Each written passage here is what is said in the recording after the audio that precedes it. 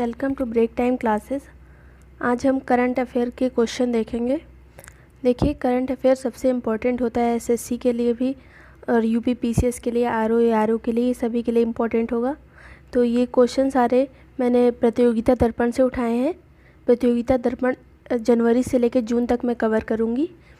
पहला क्वेश्चन है, democratic party के जो बाइडेन अमेरिका के किस नंबर के राष्ट्रपति बने हैं। देखिए, ये बहुत इंपॉर्टेंट क्वेश्चन है क्योंकि ये अमेरिका के राष्ट्रपति से रिलेटेड है, जो पूरे विश्व में इसका प्रभाव पड़ता है। पहला इसका आंसर है 46, आंसर बी। ये याद रखिएगा कि सबसे उम्र दराज जो राष्ट्रपति हैं आज तक के अमेरिका के बने हैं, और कमला हैरिस उपराष्ट्रपति बनी है, ये 49 नंबर की हैं। ये पहली महिला उपराष्ट्रपति हैं अमेरिका की। अगला क्वेश्चन है, ये कमला हैरिस भारतीय मूल की हैं, तमिलनाडु की। इनकी माँ जो थी श्यामला, वो तमिलनाडु की थी और इनके पिता जमैका के थे, लेकिन वो अमेरिका में बस गए थे। राष्ट्रपति डोनाल्ड ट्रंप ने अपने कार्यकाल के अंतिम दिनों में किस देश को आतंकवाद का समर्थन करने वाला देश घोषित किया। देखिए, अमेरिका कुछ देशों को आतंकवाद का समर्थन करने के लिए घोषित कर देता है। इनमें से ये देश हैं क्यूबा, उत्तर कोरिया, ईरान, सीरिया, ये इतने देश हैं। इसका सही जवाब होगा क्यूबा। क्यूबा को हाल में घोषित किया, लेकिन इसके पहले सूडान, उत्तर कोरिया और सीरिया इसमें शामिल थे। हाल ही में सूडान को इससे बाहर कर दिया गया है, लेकिन अभी भी क्यूबा, उत्तर कोरिया, ईरान और सीरिया शामिल हैं। अगला क्वेश्चन है, भारत और किस देश ने अपने परमाणु प्रतिष्ठानों और कैदी की, जो जेल में बंद कैदी हैं, उनकी सूचियों का आदान प्रदान किया है। तो देखिए, ये हर 1 जनवरी 2021 को ये ऐसा किया गया। 1988 के आपसी द्विपक्षीय समझौते के तहत भारत और पाकिस्तान ने ऐसा किया है। सही जवाब होगा पाकिस्तान। इसमें आज तक जो जितने कैदी हैं उसमें 319 जो हैं वो भारतीय कैदी बंद हैं, भारतीय कैदी पाकिस्तान की जेलों में बंद हैं, और 340 पाकिस्तानी कैदी जो हैं वो भारतीय जेलों में बंद हैं। अगला क्वेश्चन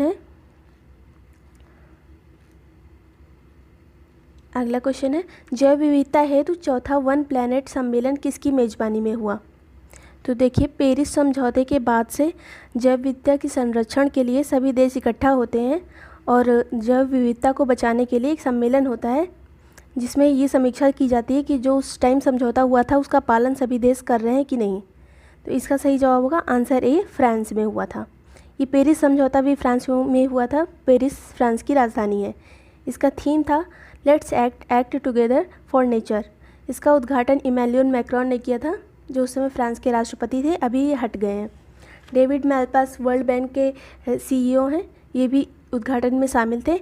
पेरिस समझौते की प्रतिबद्धता की समीक्षा हेतु पहली बार 12 दिसंबर 2017 में ये पेरिस में समझौता हुआ था।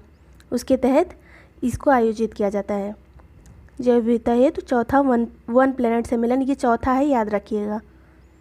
अगला क्वेश्चन है, यूएन की एक रिपोर्ट के अनुसार कि विभिन्न देशों में रह रहे प्रवासियों में सर्वाधिक संख्या किसकी है। मतलब किस देश के लोग सबसे ज़्यादा दूसरे देशों में रहते हैं। तो ये शायद आपको पता होगा। इसका सही जवाब है भारतीय। मतलब इंडियंस जितने हैं वो बाहर ज़्यादा रहते हैं, इनकी संख्या सबसे ज़्यादा है। सबसे ज़्यादा इंडियंस जो हैं यूएई में रहते हैं। आपने सुना होगा यूएई में दुबई है, दुबई लेकिन यूएई की राजधानी नहीं है। यूएई की राजधानी अबू धाबी में है। सबसे ज़्यादा इंडियंस यूएई जाते हैं। सेकंड नंबर पे अमेरिका जाते हैं। थर्ड नंबर है सऊदी अरब जाते हैं।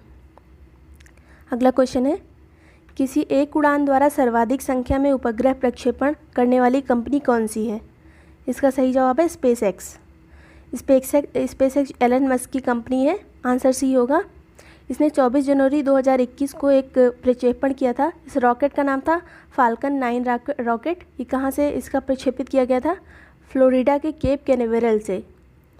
याद रखिएगा स्पेस एक्स। इसमें 133 जो थे वो गवर्नमेंट और दूसरे ऑर्गेनाइजेशन के जो उपग्रह थे वो छोड़े गए थे, और 10 इसके खुद के थे स्पेस एक्स के। अगला क्वेश्चन है, भ्रष्टाचार बोध सूचकांक में भारत की रैंक क्या है। करप्शन परसेप्शन इंडेक्स कहते हैं भ्रष्टाचार बोध सूचकांक।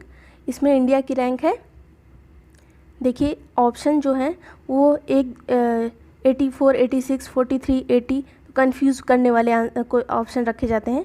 इसका सही जवाब है 86, आंसर बी। इसमें इंडिया को नंबर कितने मिले हैं? 40 अंक मिले हैं। जिसको सबसे ज़्यादा अंक मिलेंगे उसकी रैंक सबसे अच्छी होगी। तो 40 अंक के साथ इंडिया की रैंक है 86। अंक भी याद रखिएगा और रैंक कितनी है ये भी याद रखिएगा।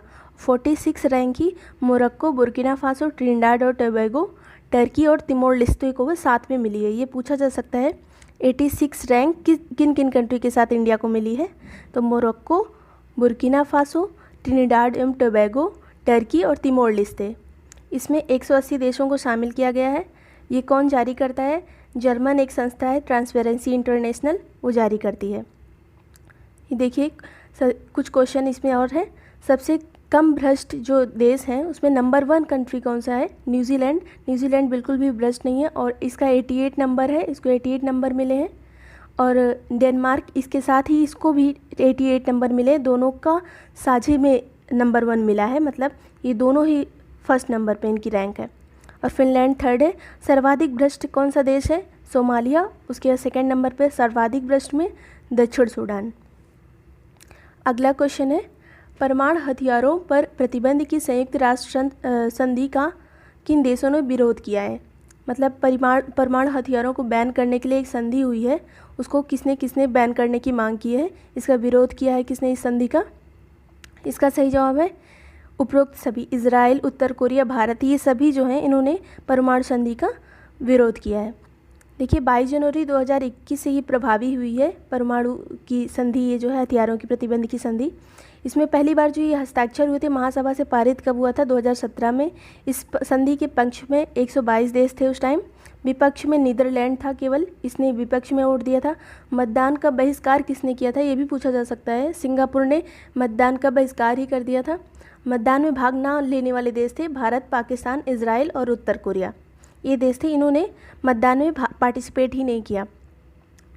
तो देखिए आज के लिए इतना ही। ये क्वेश्चन बहुत इंपॉर्टेंट है।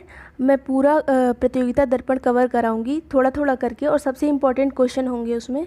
उसके बाद आपको एक भी क्वेश्चन अलग से प्रतियोगिता दर्पण उठा के पढ़ना नहीं पड़ेगा। जनवरी से सभी क्वेश्चन पूछे जाते हैं, जनवरी से अक्टूबर